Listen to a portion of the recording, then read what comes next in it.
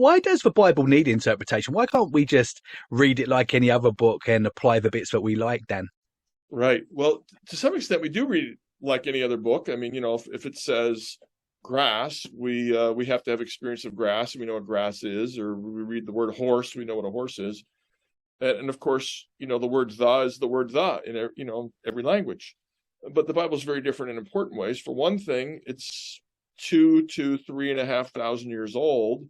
And anytime you read a very old book, you need to remember that times were very different.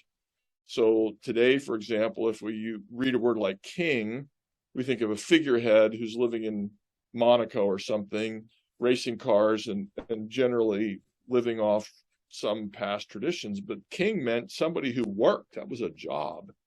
And they often had a very small principality they cared for. And they probably, small king of a little region would possibly know most of his people and care for them. So the word king means something very different today from what it meant then. And when we read about Jesus as king or God as king, we have to have a very different concept of what that means from what we would think if we just picked up a current piece of literature.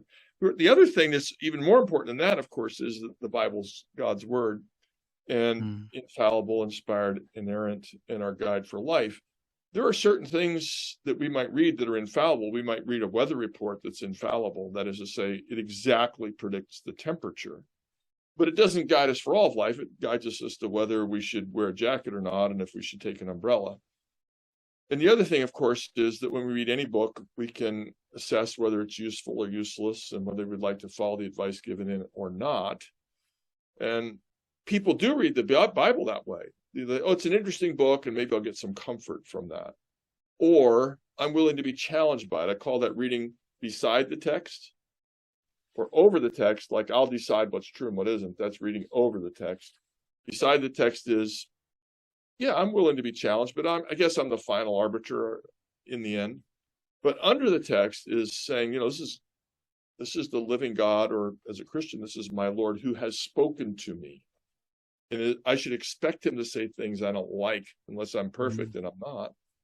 So I need to receive and yield. And if the Bible, if I read a book on, house maintenance, and I don't like what it says, I can just say, well, I'm not going to do that. Yeah. I prefer not to do it that way. When you read the Bible and you prefer not to do it that way, so much the worse for our preferences.